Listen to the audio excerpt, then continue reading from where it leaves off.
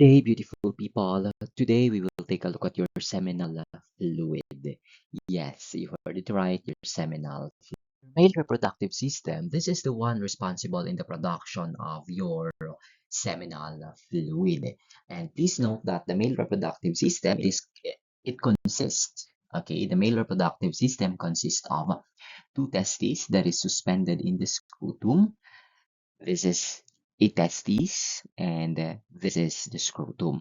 Aside from that, aside from your testes, you have a system of intratesticular and extratesticular genital ducts, associated glands, and the male copulatory organ, which is the penis. This is the penis. And then you have your associated glands, you have your seminal vesicle, you have your prostate gland, your ejaculatory ducts, and your system of tubules or intratesticular uh, ducts.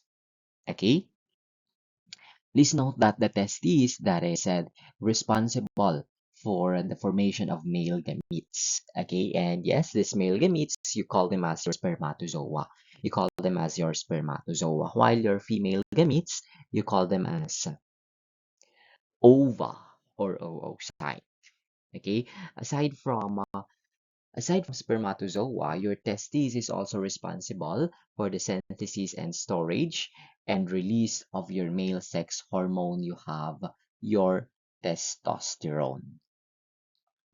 And the glands associated, you have your bulbourethral gland, your seminal vesicle, your prostate gland. Please note that, okay, you have again, you have uh, your paired seminal vesicle, you have one prostate and two bulbourethral glands accordingly. Or this one is otherwise called as your Cowper's glands. These glands, they form the non-cellular portion of the semen.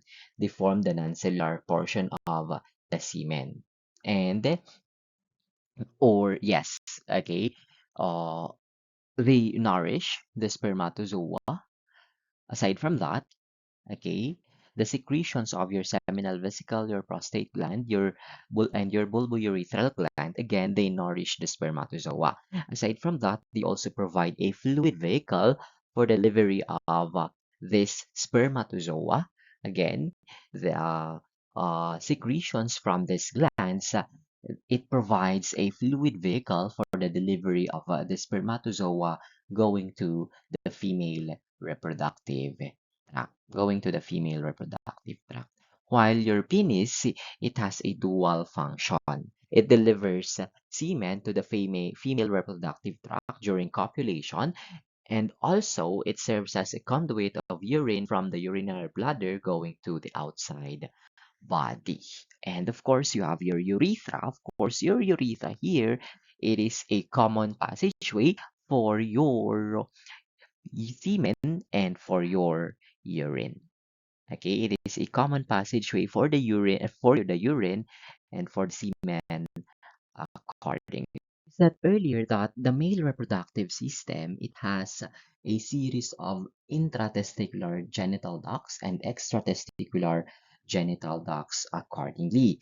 And please note that your spermatozoa, the cellular component of the seminal fluid, this same spermatozoa is produced by the seminiferous epithelium.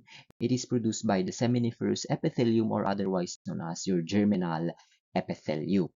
And this germinal epithelium for the male reproductive system, it is located in the seminiferous tubule. It is located in the seminiferous tubule. After production, the spermatozoa will enter the short straight ducts known as your tubuli recti. After production, again, the spermatozoa will enter the short straight ducts known as your tubuli recti. This tubuli recti here connects the open end of each seminiferous tubule to the rete testis. This tubuli recti again, it connects the open end of each seminiferous tubule to the rete testis.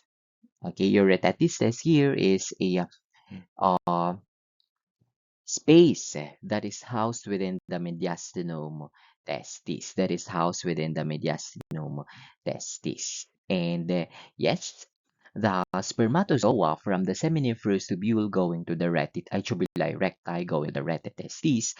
Uh, from the retitestis, the spermatozoa will enter your short tubules. The spermatozoa will enter your short tubules of about 10 to 20 short tubules known as your ductuli efferentes. Ductuli efferentes accordingly. And this ductuli efferentes will fuse to form your epididymis or your ductus epididymis. Okay, to form your epididymis or your ductus epididymis. And your epididymis, okay, or the spermatozoa from the ductus epididymis is propelled going to the vasa deferens accordingly. Your seminiferous tubules, this is the site of spermatogenesis or the production of sperm.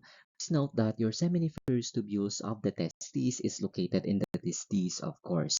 And this testes, it is located in the scrotum.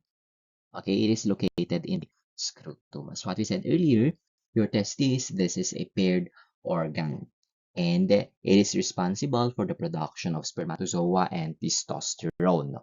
Your testosterone, this is your male sex hormone. Anyway, the specific portion of your sperm specific portion of your testes that produces sperm is or spermatozoa is your seminiferous tubules of the testes. And again, the seminiferous tubules of the testes, it produces 5% of the semen volume. 5% of the semen volume, which is the cellular component. The cellular component, which is your sperm cells. Again, it is your sperm cell. The contribution of your seminiferous tubules to your seminal fluid or to the semen is the sperm cells or your cells. Okay, your just to give you an idea, please note that there is what you call as Sertoli cells. Sertoli cells provide support and nutrients for the germ cells as they undergo mitosis and meiosis.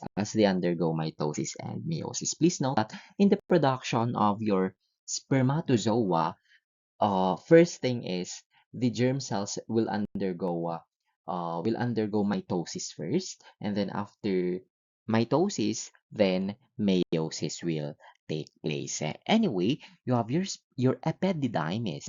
Your epididymis, this is the site of sperm maturation and storage accordingly.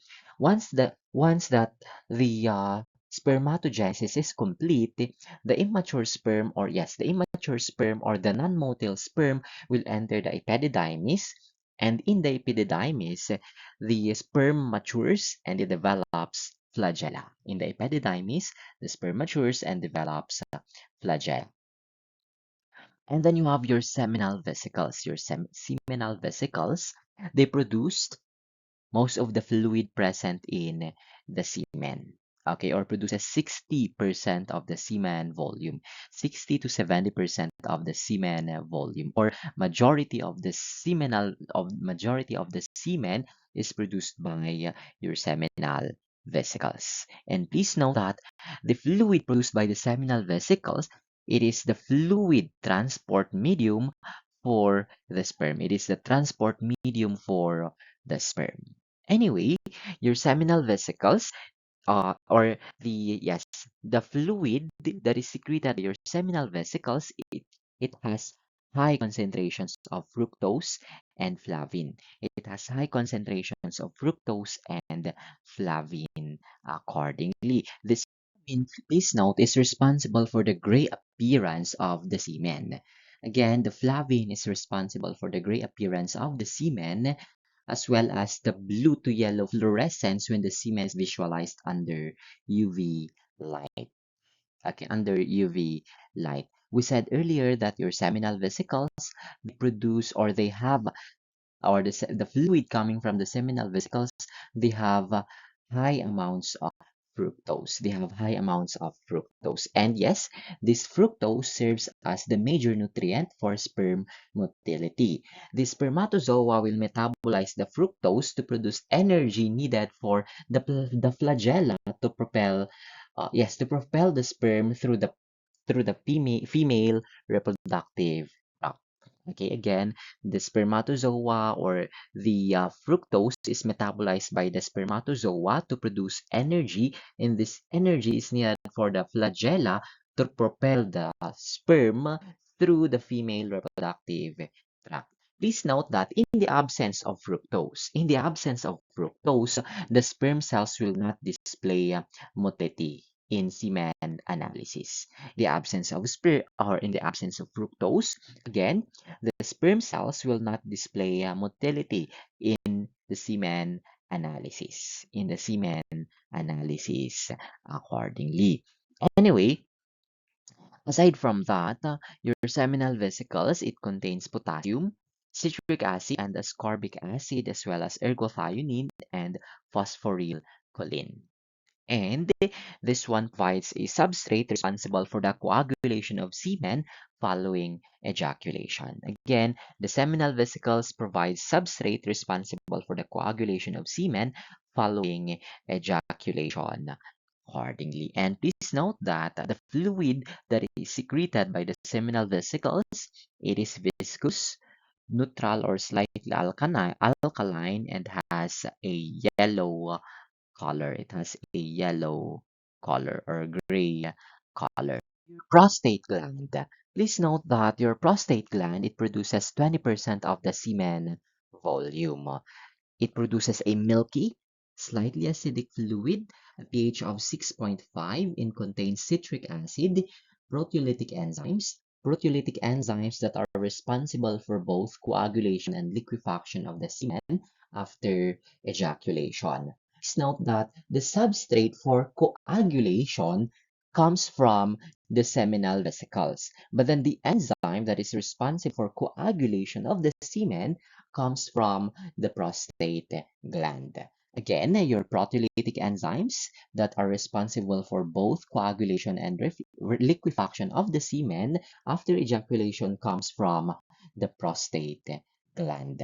Aside from those, you have acid phosphatase. Your acid phosphatase here distinguishes the seminal fluid or the semen from other body fluids because this enzyme, your acid phosphatase, is an enzyme that has the highest concentration in the seminal fluid. It has the highest concentration in the seminal fluid. Aside from that, you have zinc and antibacterial agents. These antibacterial agents, you call them as spermine and choline accordingly. You call them as spermine and choline accordingly. And yes, aside from the fluid that is produced by your prostate gland, it also helps in propelling the sperm through the urethra by contractions during ejaculation. Again, this prostate gland helps propel the sperm through the urethra by contractions during the ejaculation. And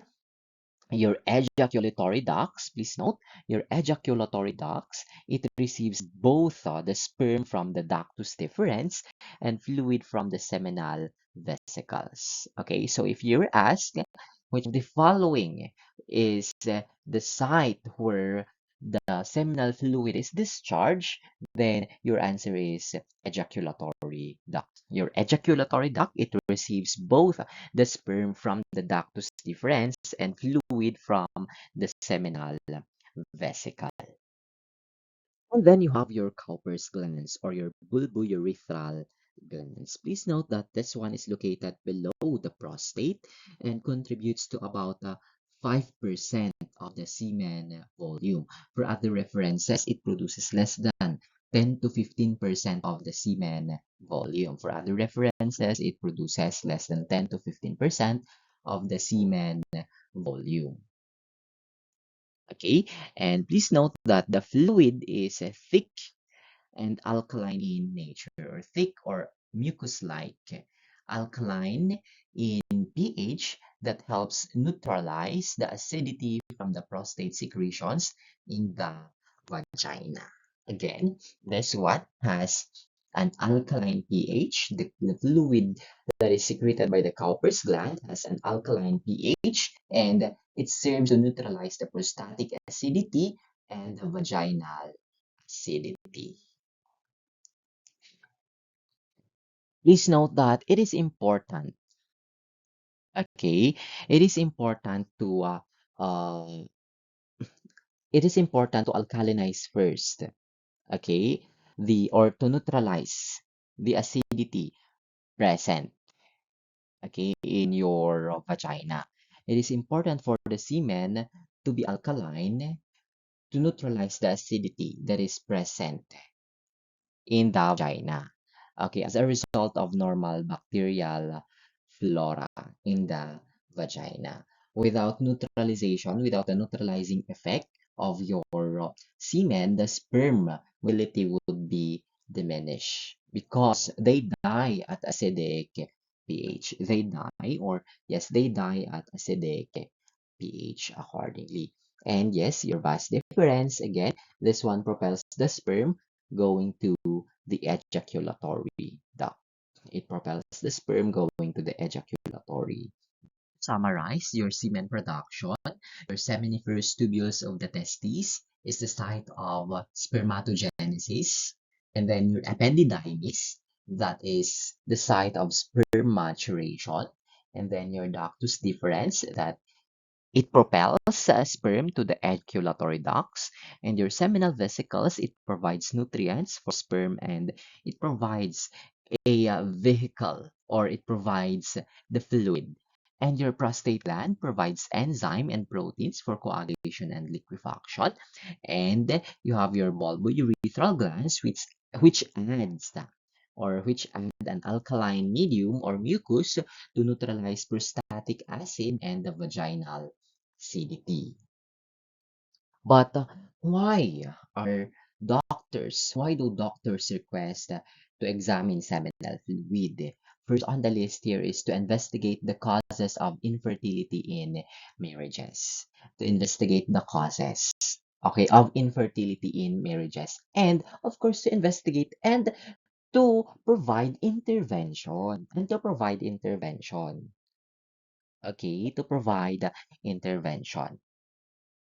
Aside from that, to check the effectiveness of previous vasectomy, to check the effectiveness of previous vasectomy, and okay, your seminal fluid is done in cases where paternity is disclaimed on the basis of male sterility, and in cases of suspected rape cases. In suspected rape cases.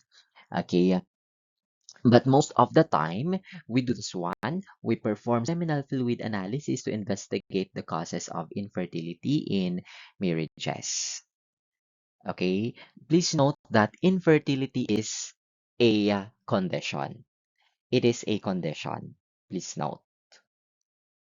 Okay? And yes, there are a lot of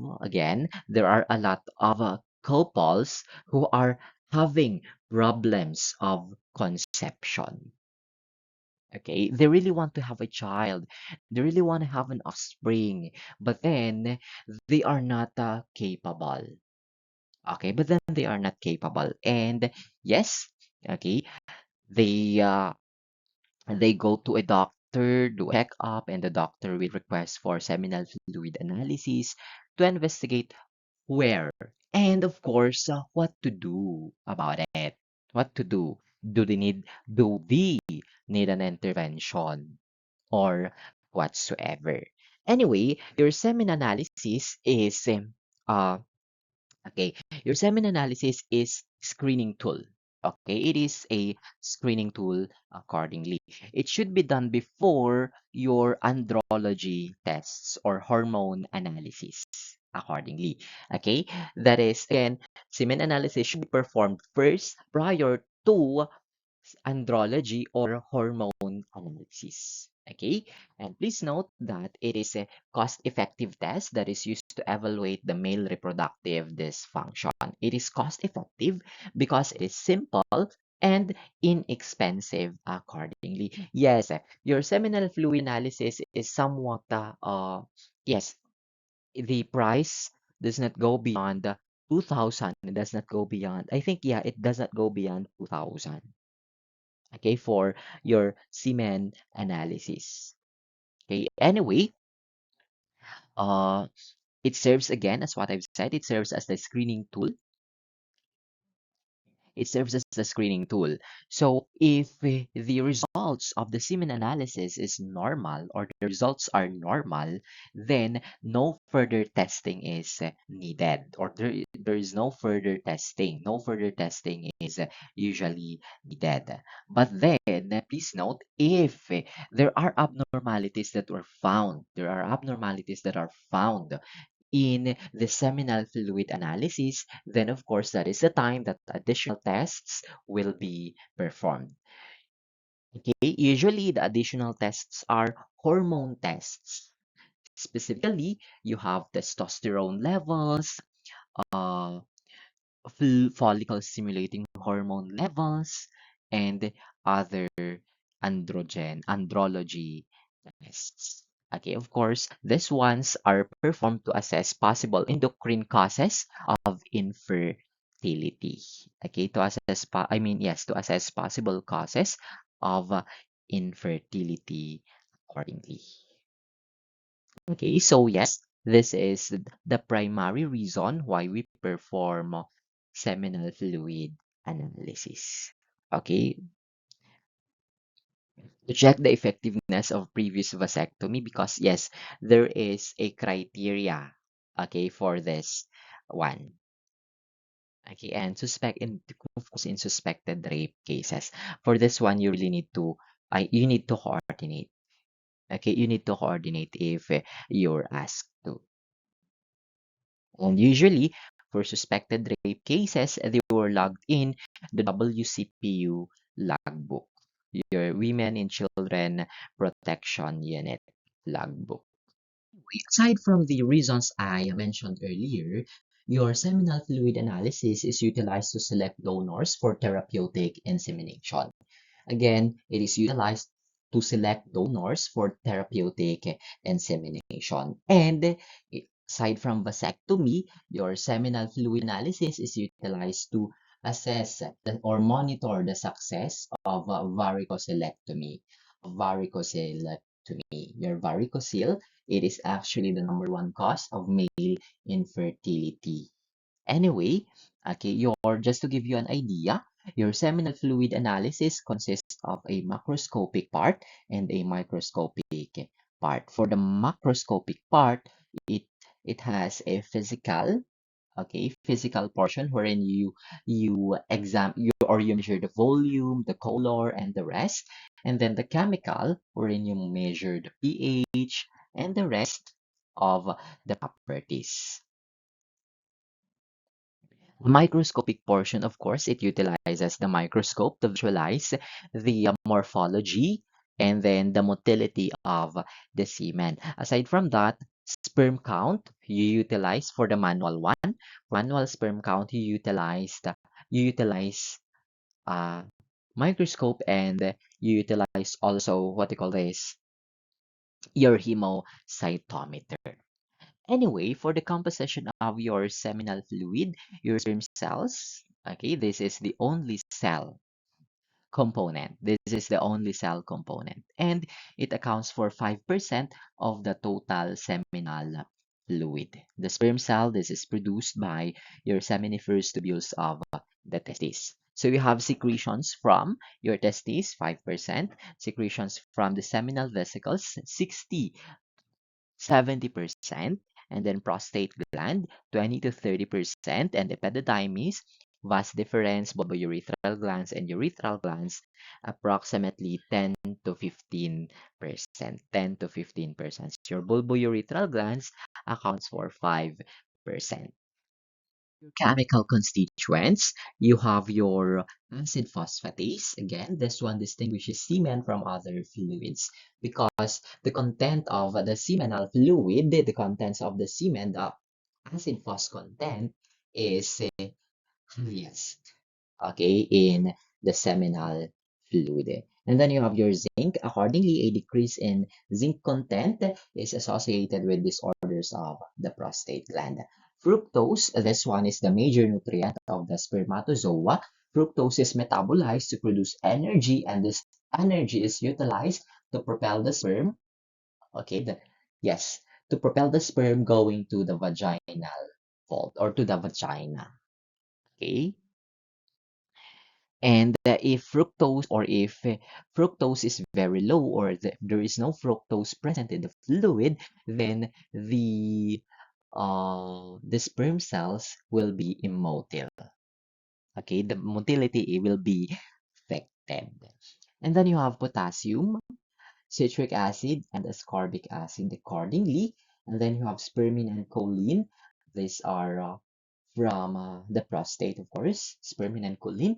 They are antibacterial agents. They are antibacterial agents. And then you have your proteolytic enzyme. They control the liquefaction and coagulation of the seminal fluid or of the semen. Okay, the semen or the proteolytic enzyme controls the liquefaction and coagulation of the semen. Take a look at your sample collection and preservation for your seminal fluid. Please note that there should be a clear written instruction given to the patient. Okay, there should be a clear written instruction given to the patient. Please note that a that is a WHO suggestion. Again, the patient or the man should be given clear written and spoken instructions about the collection of the semen sample because collection is critical here. Collection is critical. You should emphasize to the patient that complete collection is essential. Meaning, when you say complete collection, walang matatapon. Every drop should be collected. Walang matatapon dapat. Complete collection is essential accordingly. And please note that okay, if there is a loss or there is a portion that is not collected, the patient should the patient should report. Okay, if there is any loss of any fraction of the sample. So, the patient should be instructed to collect semen after 2 to 5 days of sexual abstinence. 2 to 5 days of sexual abstinence or not more than 7 days. This one will ensure that the sperm count will be at its highest and it will improve the reliability of the test. Again, 2 to 5 days of sexual abstinence to ensure that the sperm count will be at its highest and improve the reliability of the test. Please note that your abstinence is 2 to 5 days or not more than 7 days. For some references, they say it's 3 to 5 days. Okay, it's 3 to 5 days. But then based on your two references, based also on WHO, it says 2 to 5 days. Okay, and again, not more than 7 days. Please note the prolonged abstinence will have higher volume, okay, higher volume, higher sperm concentration, but reduced sperm motility. Higher volume, if the abstinence is prolonged, higher volume, higher sperm concentration, but there is a decreased sperm motility. There is a decreased sperm motility and an increased flavin content. Increased flavin content accordingly. Increased flavin content. Anyhow, please note that the time of collection should be, or preferably the time of collection should be early in the morning with an empty bladder before ejaculation.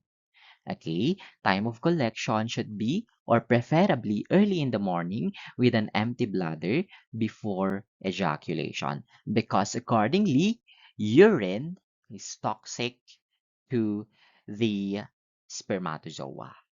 It is toxic or it may destroy, it may kill the spermatozoa accordingly. Okay, the container should be wide-mouthed, warm, sterile glass or plastic. The container should be wide-mouthed, warm, sterile glass or plastic. Okay, sterile polystyrene with screw cap. Screw cap, please. Screw capped container. Screw capped container accordingly. Screw capped container. And please note that the sample should be delivered to the laboratory within 30 minutes to 1 hour. Within 30 minutes to 1 hour of collection and kept warm during transport. Kept warm during transport accordingly. That is, yes, kept warm during transport.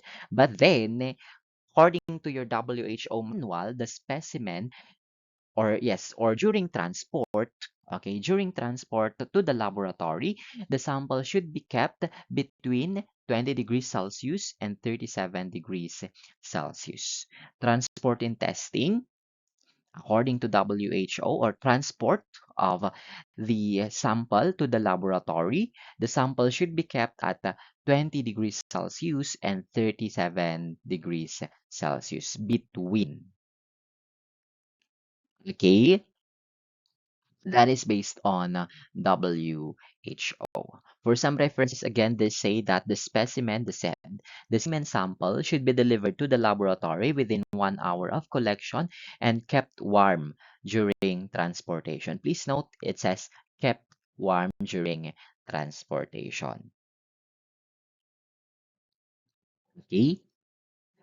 And in case, the sample should be collected in a private room near the laboratory, in order to limit the exposure of the semen to fluctuations in temperature and to control the time between collection and analysis. Ideally, the sample should be collected in a private room near the laboratory.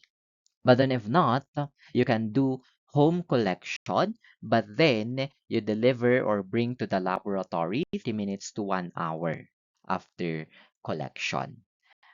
Okay, 30 minutes to 1 hour after collection. And the sample should be kept warm. Okay, the sample should be kept warm, or the sample should be kept between 20 degrees Celsius and 37 degrees Celsius. Okay, why again? Why is it that they recommend that the sample should be collected in the laboratory, in a private room near the laboratory? Again, in order to limit the exposure of the semen to fluctuations in temperature and to control the time between collection and the analysis. Okay, because again, please note that your sperm cells, they are temperature sensitive. They are temperature sensitive. They are temperature sensitive. By the way, how are you going to keep warm the sample or the seminal fluid? Okay, place it in your armpits, okay, to keep warm, or place it in between your breasts. Place it in between your breasts if you are a female, or yes, in between your thighs. Okay, and please note that specimens for fructose level analysis should be tested within 2 hours to avoid fructolysis. Again, specimens for fructose level analysis should be tested within 2 hours to avoid fructolysis. And please note, for fertility testing, it requires 2 to 3 samples at 2 weeks of interval. 2 to 3 samples at 2 weeks of interval. Okay, again, if there is an increased flavin content, it will impart a yellowish color. It will impart a yellowish color. It will impart a yellowish color. Pakitandaan po that complete collection is essential here. So please note that a post-ejaculate urine may be collected if retrograde ejaculation is suspected. If retrograde ejaculation is suspected. And two samples collected within 2 to 3 week intervals should be used for evaluation. Two samples within 2 to 3 week interval should be used for evaluation of male fertility or male infertility accordingly. And please note that I said earlier that for routine semen analysis, they preferably they should collect in a private room near the laboratory to avoid fluctuations in temperature because again, your fluctuations in temperature and to control the time between the testing and collection of the semen. Aside from that, semen samples for what you call this semen samples should be collected in private room in a private room adjacent to the laboratory because some samples require sperm to be separated from the seminal plasma as soon as possible, especially those samples that are for uh, artificial insemination or for artificial reproduction procedures like for in vitro fertilization procedures. Again, for IVF samples, ideally, the samples should be collected in the privacy of a room that is adjacent to the laboratory because they require, or yes, because they require sperm to be separated from the seminal plasma 1 hour after ejaculation, accordingly, or as soon as possible, or as soon as possible, within 1 hour of ejaculation. And again, as what I've said earlier, during transport to the laboratory, the sample must be kept or should be kept between 20 degrees Celsius and 37 degrees Celsius. Okay. Again, for IVF or your assisted reproductive technologies, okay, like in vitro fertilization, they require the motile sperm to be isolated from the seminal plasma within 1 hour of ejaculation. That is to protect the sperm from inhibitory effects of seminal plasma on fertilization. Okay, isolate the sperm from seminal plasma within 1 hour or as soon as possible after ejaculation to protect sperm from the inhibitory effects of seminal plasma on fertilization. So your methods of collection, please note, pakitandaan po as what I said this one earlier, complete collection is essential. Before collection of the sample, you empty the bladder before ejaculation because again, urine is toxic to the sperm cells. Urine is toxic to the sperm cells. Okay, semen should be obtained by masturbation. Semen should be obtained by masturbation. This is the best method of collection because it prevents contamination. Accordingly. Okay, but then if not, okay, if we call this masturbation is not possible, then you have special cyalic condoms should be utilized for semen collection with intercourse. So condom collection, it requires the use of condoms that are non-lubricant, containing and made from rubber or polyurethane. Ordinary condoms contain spermicidal agents. That is why ordinary condoms should not be utilized because it may affect the test results. Spermicidal, it kills the sperm. Okay. Anyway, samples should be ejaculated. Okay, samples should be ejaculated into a clean, wide-mouthed container made of glass or plastic, as what we said earlier. Glass or plastic or polystyrene with screw cap, made from a batch that has been confirmed to be non-toxic for spermatozoa. That is confirmed to be non-toxic for spermatozoa. Again, transport, as what we said. Pakitandaan po, sample should be kept between 20 and 37 or kept warm. Okay? Incomplete collection. Incomplete samples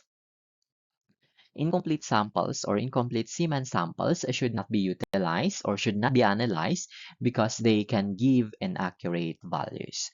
Okay, should not be analyzed because they can give inaccurate values. Okay, but then if they insist, then as what we said earlier or later on, okay, you ask how, you ask from the patient if there is a missing portion that is not collected. Aside from masturbation and condom collection, you have vaginal vault aspiration, aspiration of seminal fluid from the vaginal vault after coitus interruptus, but coitus interruptus. But then for this one, okay, it is not a reliable method because okay, the conditions inside the vaginal vault may affect some parameters. And then coitus interruptus, this one. Okay, and so yes, you do an intercourse and then soon before ejaculation, okay, you interrupt and then you collect. It is not a reliable method of collection because the first portion of the ejaculate may be lost. And the first portion of the ejaculate contains the greatest amount of spermatozoa. That is why this coitus interruptus is not a reliable method. And the low pH of the vagina, the low pH of the vagina may affect sperm motility. It may affect sperm accordingly. And yes, what are the things to be included in the report? The name of the patient or man's name, birth date, okay, man's name, birth date, personal code number, period of abstinence, date and time of collection, completeness of the sample, completeness of the sample. Is it complete or incomplete? What portion? First portion, last portion is missing. You ask the patient. Okay. Any difficulties in producing the sample should also be recorded or should also be reported. Okay, and then you also report the interval between collection and the start of semen analysis. I mean, yes, okay, you report the interval between the collection and start of semen analysis. So collected, and then, okay, you started semen analysis after this time. Okay, that is for your report. Again, okay, the completeness of collection, you note in the report if the sample is incomplete, okay, what portion, okay, or whatever. Again, if the sample is incomplete, a second sample should be collected. Again, maintenance period of 2 to 7 days. If you request for recollection, you instruct your patient to abstain for 2 to 5 or not less than 7 days. Motility. Okay, as what we said earlier, your sample container should be between 20 degrees Celsius to 37 degrees Celsius. Or the container should be kept at an ambient temperature between this one. And please note, to avoid large changes in temperature that may affect the spermatozoa after they are ejaculated into the container. So you label with the name of the patient or man's name, identification number, and date and time of collection. Identification number for your sample, for your institution. Okay, your identify the identification number and then the date and time of collection, and specimen container placed on the bench or in an incubator while the sample liquefies. Okay, specimen container or the sample is placed on the bench or in the incubator at 37 degrees Celsius while the sample liquefies. Okay, so for your sample preservation, room temperature if needed to be transported. Room temperature or please note 20 degrees Celsius as what I've said earlier or 37, 20 to 37. Okay, it should be kept between 20 to 37 degrees Celsius. Okay, if kept warm, you placed under the armpit or in between the thighs or in between the breasts. Okay, and samples awaiting analysis should be kept at 37 degrees Celsius or 20 to 30. 20 to 30 degrees Celsius. 20 to 30 degrees Celsius for fluid awaiting analysis. Placed on the bench for liquefaction. And fructose again should be tested within 2 hours to prevent fructolysis. If, okay, if you cannot do it, if fructose testing cannot be done within 2 hours, then you should freeze if there is a delay. Anyway, for artificial insemination, it should be preserved in frozen state at 85 degrees Celsius and stored for 1 year. This is for sperm banks. For sperm banks. Okay, you have your semen fractions here. Fractions, your semen fractions, you have first fraction, second, and third fraction. The first fraction, this one is relatively small, or this relatively small amount composed of a clear viscous fluid that originate largely or perhaps exclusively from the urethral and Cowper's gland.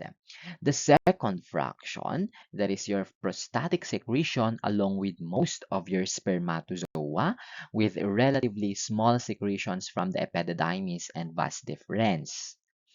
Okay, please note second fraction, most of the spermatozoa.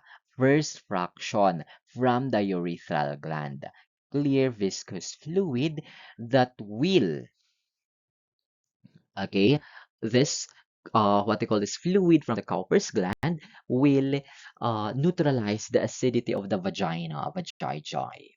And then you have your third fraction. It consists of almost entirely of a mucoid secretion resulting from the emptying of the seminal vesicles. Let's take a look at the effects of incomplete collection here. So if the first portion is missing, the first portion here is the first and second fractions. If missing first portion, missing first and second fractions. So if first portion is missing, falsely decreased sperm count, falsely decreased sperm count, because as what we said earlier, the most of your spermatozoa is present in the second fraction is present in the second fraction.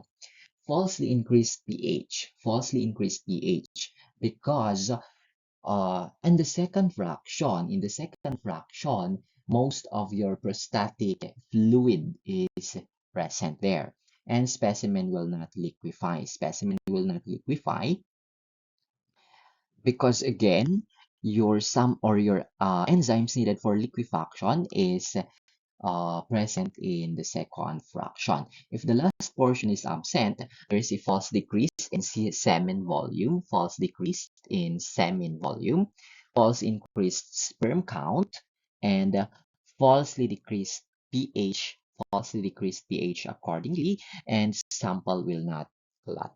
The sample will not clot due because sample will not clot. Okay? That is for the effects of incomplete collection of semen. Please note that standard cautions must be observed at all times in handling seminal fluid because they are a what do you call this? They are a reservoir, possible reservoir of hepatitis or sexually transmitted infections or sexually transmitted pathogens like HIV. Okay? Samples should be discarded as biohazardous waste, and sterile materials and technique should be used when culture is performed. Okay, sterile materials and technique should be used when culture is performed. Sterile container, sterile method of collection. You should, when you collect, you need to wash your hands, wash your genitals, and whatsoever. You need to have a sterile pipette, yes, sterile pipette and materials, other materials. When you do culture, okay, or when you do bioassay, or when you do intrauterine insemination or in vitro fertilization accordingly. Sterile materials and techniques, sterile sample collect or sterile sample bottles, sterile method of collection. Sterile method, you need to wash your hands, wash your genitals also, okay? And then you need sterile materials, sterile pipette tips, sterile lahat. Okay? When you form culture, when you perform bioassay, when you perform intrauterine insemination, or when you perform in vitro fertilization accordingly. Normal values for your seminal fluid, you have the following. For a macroscopic, the color is grayish white to pearly white and translucent.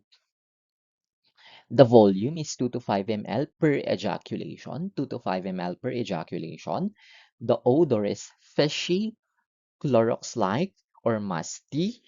Okay, fishy, Clorox-like, or musty. And then the viscosity is highly viscous, or it pours in droplets. Liquefaction time is 30 to 60 minutes. Because prior to microscopic testing and prior to measure the volume, you need to yes, the sample should liquefy first prior to evaluation of the volume or measuring the volume and prior to microscopic analysis. Okay, and the pH is 7.2 to 7.8. Okay, 7.2 to 7.8. If highly alkaline, there is a possible infection within the reproductive tract. If very alkaline, possible infection within the reproductive tract. If acidic, there is a seminal vesicle obstruction. If acidic pH, there is a seminal vesicle obstruction because again, your seminal vesicles slightly alkaline or neutral, okay? Or if acidic, there is an absence of seminal vesicle, or there is obstruction of the seminal vesicle, or there is an absence of seminal vesicle, or there is an increased prostatic fluid if the pH is very acidic. And as for the specific gravity is 1.027 to 1.032. Specific gravity is 1.027 to 1.032. Okay, variations in color, okay, and in volume. Okay, if the color is rusty red to brown, there is the presence of red cells, red blood cells. Okay, and probably there is a an infection or something that is taking place. Yellowish, probably urine contamination or antibiotics, prolonged abstinence, and pyospermia. Okay, prolonged abstinence and pyospermia or pyospermia. When you say pyospermia, there is an abnormally high amount or high number of WBC in the seminal fluid. If it's turbid, okay, possible infection or increased WBC.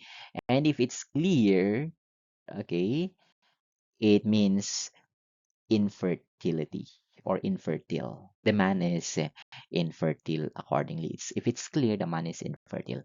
Okay, what about volume? Variations in volume. Okay, if increased volume seen in prolonged abstinence, if decreased volume seen in okay, uh, decreased decreased volume seen in infertility, improper functioning of sperm producing organs, or okay, did not follow the abstinence protocol or did not follow the abstinence protocol. The viscosity is assessed by pouring your semen into a graduated glass, and the normal is drop by drop. Abnormal viscosity forms a string or thread that is greater than 2 centimeters. Abnormal viscosity forms a string or thread of greater than 2 centimeters. Okay, or for others, you have viscosity is rated as 0 or watery. Yes, 0 is watery and 4 plus gel-like. Okay, and then you have liquefaction time. Liquefaction time is 30 to 60 minutes. Liquefaction time is 30 to 60 minutes. A prolonged liquefaction time indicates a possible deficiency in prostatic enzymes. Okay, possible deficiency in prostatic enzymes. Please note that incomplete liquefaction will impede sperm motility. Okay, the semen sample liquefy should completely liquefy prior to uh testing. Okay, the specimen, the semen sample should be, should liquefy completely prior to testing. Okay, it should liquefy completely prior to testing. Okay, and if within 2 hours or if after 2 hours that the semen sample did not liquefy, then you add an equal volume of your Dolbicos phosphate buffered saline. Again, if after 2 hours the specimen has not liquefied, you add an equal volume of Dolbicos phosphate buffered saline or proteolytic enzymes like alpha-chymotrypsin, or bromelain, okay, may be added to induce liquefaction and allow the rest of the analysis to be performed. Please note that you need to report a failure of liquefaction, or failure of liquefaction should be reported accordingly. But then, please note that treating the sample with Nobelcus phosphate buffer with equal amounts of uh, enzymes like alpha-chymotrypsin and bromelain, okay, it may affect some biochemical tests. Okay, it may affect some biochemical tests. It may affect the motility of the sperm and the morphology of the sperm. That is why you need to report if you also utilize the if you utilize Dubelco, if you utilize the bromelain and alpha chymotrypsin. In case of using bromelain as okay uh, as a agent to induce to liquefaction, no? Please note that dilution of semen with bromelain must be accounted for when calculating sperm concentration. Okay, because jelly-like granules or gelatinous bodies may be present in liquefied samples. And then the pH. The pH, if the pH is more basic, then there is a possible infection with the reproductive tract.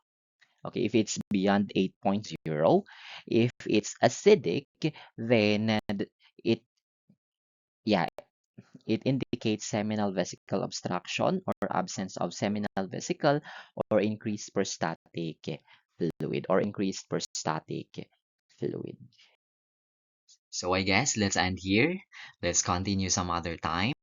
And this has been Gael, reminding you to live fully, love deeply, laugh often, keep learning, and never forget to enjoy the ride. And as you move forward, may you always choose curiosity over fear, kindness over convenience, and growth over comfort. Celebrate your small victories. Honor your quiet moments and trust that every step, no matter how uncertain, shapes the story you are meant to tell. The world is wide, your time is precious, and your journey is uniquely yours. So go make it extraordinary. Again, this has been Gael. Thank you. Thank you so much, and see you around.